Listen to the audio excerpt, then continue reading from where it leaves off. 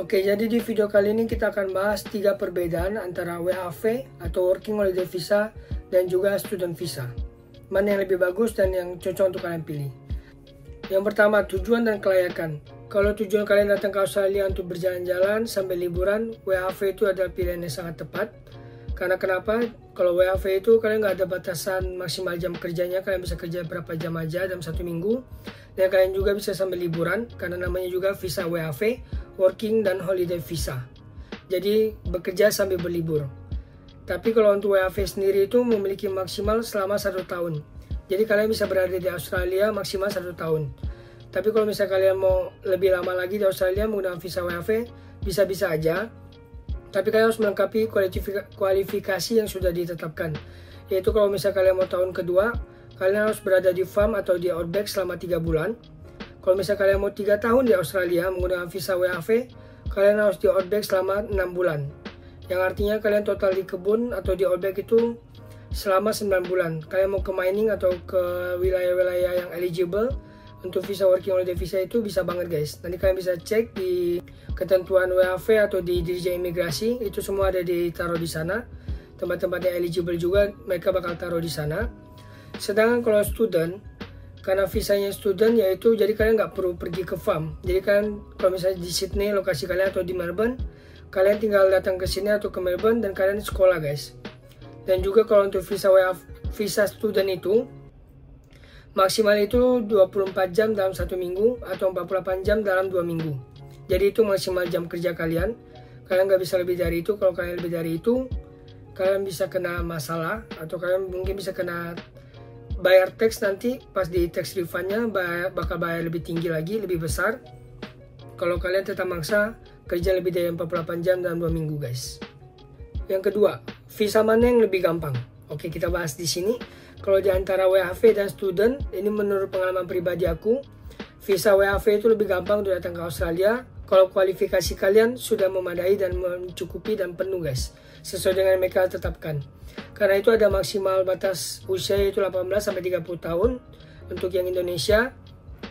Kemudian kalian juga minimal harus S1 atau D3, harus memenuhi kualifikasinya untuk datang ke Australia. Kemudian IELTS-nya itu 4,5. Jadi kalian bakal bayar untuk tes bahasa Inggris itu sekitar 3.200.000 kalau nggak salah waktu itu zaman aku. Kemudian untuk WHV juga itu sebenarnya kalau kalian udah mencukupi itu semua itu bakal lebih mudah dan peluang untuk sukses datang ke Australia itu lebih dari 90% guys. Kemudian depositnya juga dibandingkan student itu WHV jauh lebih murah. Kalian cuma perlu sekitar 50 juta. Sedangkan kalau student itu kemarin aku kurang lebih 350 juta. Oke, sekarang kita bakal bahas untuk yang student. Jadi kalau misalnya untuk student itu kalian sebenarnya nggak ada batasan usia berapa. Cuma kalau kalian semakin tua untuk datang ke Australia itu semakin susah guys. Kayak di atas 25 tahun atau di atas 30 tahun itu bakal lebih susah untuk datang ke Australia kalau pakai student. Karena kenapa? Kalian nanti bakal dimintain untuk latar belakang pendidikan kalian, pekerjaan kalian. Kalau misalnya kalian udah makin tua, government juga bakal nanya, kenapa kalian mau datang ke Australia sedangkan umur kalian udah misalnya 30 tahun. Jadi selama ini kalian di Indonesia itu ngapain aja? Kenapa kalian nggak ambil S1, S2 di Indonesia? Kenapa harus ke Australia baru untuk ngambil S1 atau bahkan college? Dan itu bakal jadi pertimbangan mereka untuk bisa memilih kalian datang ke Australia. Kemudian untuk depositnya juga. Deposit itu besar banget untuk student. Yaitu sekitar 350 juta, bahkan lebih. Kalau kata ejen aku lebih tinggi, lebih bagus. Jadi imigrasinya bakal lebih yakin kalau kalian punya uang untuk datang ke Australia. Kemudian untuk biaya awal yang bakal kalian keluar juga itu kurang lebih sekitar 70, 80 hingga 100 juta tergantung college atau sekolah mana yang kalian pilih. Semakin bagus sekolahnya bakal semakin mahal. Itu udah pasti. Jadi total kalian keluar di awal itu udah sekitar 450 jutaan sampai 500 jutaan. Dan itu kalian belum tentu bakal dapat visanya. Karena visanya itu bakal 50-50. Nanti mereka bakal cek lagi untuk semua data-datanya. Kalian udah lengkapin. Pendidikan semua kalian lengkapin. Uangnya kalian lengkapin. Nanti kalian juga harus buat asuransi untuk studinya juga. Dan itu biayanya nggak termasuk murah sih. Termasuk mahal juga. Bisa 1.000 sampai 2.000. Tergantung durasi kalian sekolah di sini berapa lama. Nanti bakal mereka hitung. Semakin lama kalian sekolah di sini, maka asuransi kalian bakal semakin mahal pastinya. Jadi kemarin itu pertama aku nge-apply visa student. Ini berdasarkan pengalaman pribadi aku. Aku udah deposit bla bla bla, semua kurang lebih udah habis 450 jutaan. Kemudian aku apply pakai agent di Indonesia, dan visa aku nunggu sekitar 1-2 bulan. Aku apply itu kalau nggak salah dari bulan Juli, Agustus, September, jadi aku kurang lebih tunggu 2 bulan. Kemudian kemarin kami apply itu 5 orang, dan yang diterima cuma 1 orang aja guys, dan 4-nya semuanya kena tolak. Di visa student kami 4-4-nya itu udah kena tolak. Jadi kami pergi ke Jakarta bareng-bareng, kami medical check up bareng-bareng, kami pergi holiday bareng-bareng, dan cuma 1 orang yang diterima dan sisanya ditolak. Itu nyesek banget sih, dan termasuk aku ditolak juga. Itu aku udah kumpulin semuanya, udah lengkapin data-datanya, semua paspor, cap-cap yang udah lama, pernah kemana aja semua dilampirin, tapi hasilnya masih kena tolak guys, dengan data yang menurut aku udah sangat kuat. Karena semua aset aku yang di Indonesia, apa-apa, PPKB mobil, motor, semuanya, punya rumah, punya aset apa, semua kita lampirin. Punya perusahaan apa di Indonesia, punya CV, punya PT kita lampirin, tapi masih juga gagal. Jadi ini 50-50 banget, gak ada yang pasti sebenarnya. Jadi kemarin aku udah keluarin uang sebanyak itu, tapi gagal, dan aku baliknya juga itu cuma dikit banget guys. Karena kita udah dibayar dari tuition fee, habis itu untuk biaya pendaftaran sekolahnya itu juga nggak balik kemarin. Kemudian banyak juga yang nggak balik, lalu kita harus bayar agentnya juga. Dan kemudian medical check up-nya kan udah pasti hangus guys. Emang untuk kesehatan kita sendiri sih, cuma ya pasti hangus. Jadi itu nggak balik juga. Jadi aku udah tunggu selama 2 bulan, sehingga aku dapat kabar di tanggal 20 September 2022 kalau visa aku di reject atau decline atau ditolak. Jadi aku nggak dapat visanya. Dan itu aku ngerasanya sakit banget sih ya. Udah keluar uang sebanyak itu tapi visanya ditolak, itu sakit banget sih. Kalian pasti bisa nge-expect kayak, wah, gue udah keluarin uang sebanyak ini loh, dan masih dapat, dan gak dapat. Maksudnya ditolak gitu. Ya pasti kalian nyesek, kalian bakal stres ya, pastinya. Dan untungnya aku pas di bulan Oktober, itu working holiday visa buka guys. Working holiday visa buka, jadi tiap hari aku pantengin terus, dirjen imigrasi, kuliatin terus. Persyaratannya aku nonton YouTube. Semua YouTube itu kalian bakal bisa nonton juga untuk tentang bagaimana ke Australia. Kalian cari-cari informasi, kalian join di grup, Telegram, Discord, Facebook. Masuk semua grup itu guys. Untuk bisa dapat berita A1 atau berita up to date, berita yang paling baru. Biar kalian gak ketinggalan informasi. Kemudian aku lengkapin data-data aku semuanya. Apa-apa yang diminta, S1 semuanya, sertifikat. Habis itu nanti kita disuruh translate KTP, akta lahir, kartu keluarga. Itu semua aku langsung translate cepat-cepat.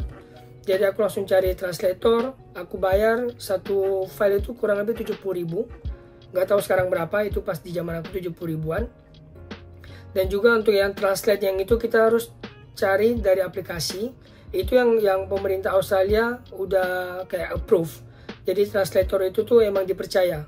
Jadi nggak boleh abang-abang, nggak boleh kalian suruh adik kalian atau teman kalian atau papa mama kalian untuk translatekan, itu nggak bisa guys. Karena nanti ada capnya kalau mereka tuh menyatakan bahwa pekerjaan mereka memang di situ. Itu penting banget. Setelah aku keluar, aku dapat STWAV-nya. Kemudian aku tunggu juga kurang lebih 2 bulan. Jadi ini waktu penantiannya sangat lama. Aku dapat visa aku granted itu tanggal 14 Desember 2022. Jadi dari bulan Oktober sampai November itu aku tunggu 2 bulan di Indonesia untuk visa aku granted. Dan nunggunya itu kalian tahu ya, menunggu itu sangat tidak nyaman guys. Suatu ketidakpastian itu benar-benar menyesakkan ya. Jadi itu singkat cerita dari aku. Jadi pertama aku udah pakai student, lalu aku ke WAV, dan sampai sehari ini aku udah ke student lagi. Jadi setelah aku dapat visa WAV itu selama 1 tahun, kurang lebih aku 5 bulan karena aku cari farm nggak ketemu. Sebenarnya bukan nggak ketemu sih, karena akunya juga masih udah setengah hati mau pergi ke farm guys.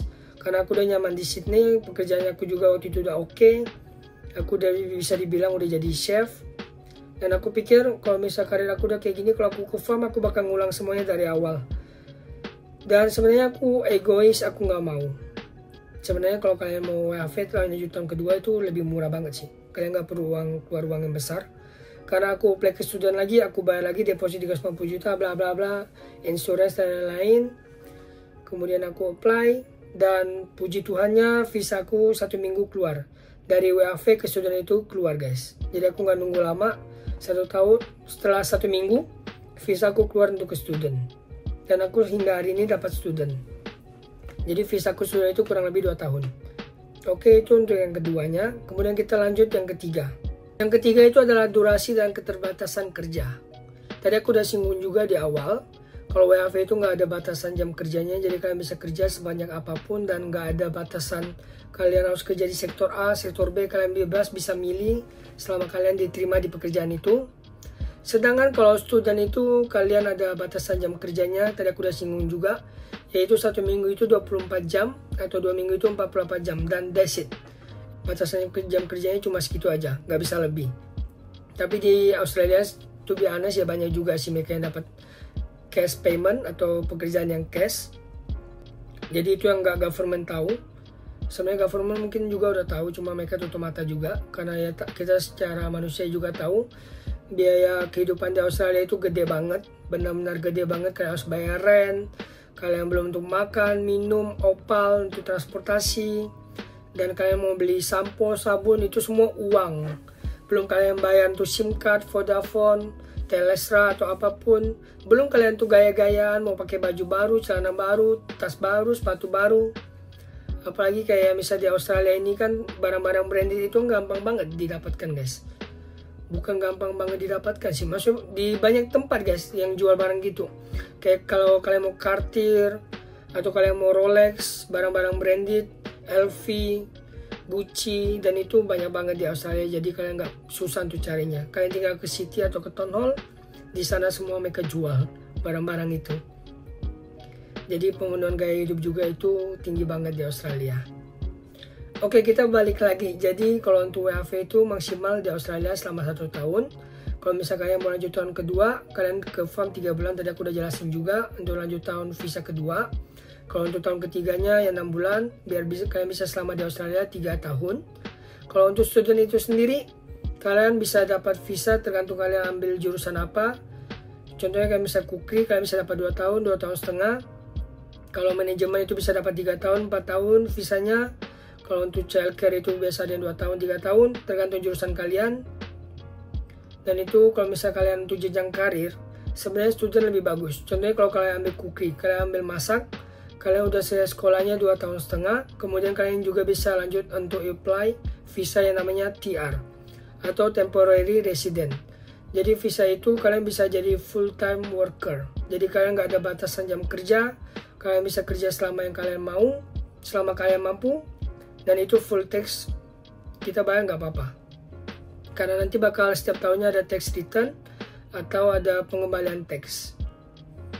Jadi kalau kalian yang udah sampai sejauh ini nonton, jangan lupa subscribe guys. Kalian luar biasa banget sih kalau kalian udah nonton sampai di sini.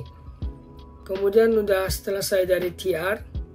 Kalau kalian mau lanjut untuk permanent resident, kalau kalian udah nyaman di Australia, kalian bisa apply untuk visa namanya PR, permanent resident. Tapi kalian harus TR itu dulu. TR itu kurang untuk peraturan baru itu 1 tahun 6 bulan atau 18 bulan. Jadi itu untuk TR-nya kalian nanti kumpulkan skill assessment, kemudian kalian tes IELTS lagi dengan minimum skornya itu untuk kukri itu sekarang 60 atau 65 poin untuk PTE, atau secara IELTS itu 6 atau 6,5. Selesai kalian dari TR, kalian bisa apply untuk sponsor dulu. Jadi nanti company itu bakal sponsorin kalian. Tergantung lagi company-nya bakal ada yang sponsorin 3 tahun, 4 tahun, tergantung kalian dapat company-nya dan mereka mau sponsorin berapa lama. Jadi visa kalian itu bakal lebih panjang-panjang lagi guys.